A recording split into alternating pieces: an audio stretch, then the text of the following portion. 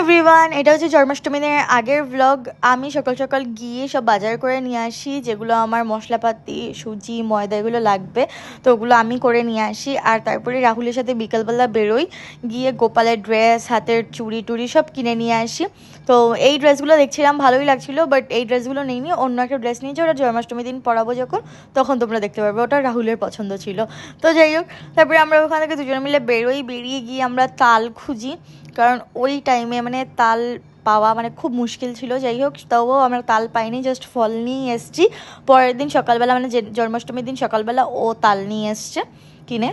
আর তারপরে আমরা ওখান থেকে গিয়ে একটা জায়গায় বসি, কারণ যেহেতু দুজনে মিলে গেছিলাম, একটু বসে একটু কিছু খাই, একটু গল্প টল্প করি। তো তারপরে আমরা ঘরে চলে আসি। ঘরে এসে দেখি মেজদা অলরেডি চলে এসছে, কারণ মেজদা দুদিন আগে গেছিলো হচ্ছে দিল্লি কাজের জন্য। তো ওখান থেকে সবার জন্য ড্রেস নিয়ে আসে, ওগুলোই দেখছিলাম। তো এইটুকুন ছিল ব্লগটা। ভালো লাগলে প্লিজ লাইক কমেন্ট শেয়ার। তো বাই বাই।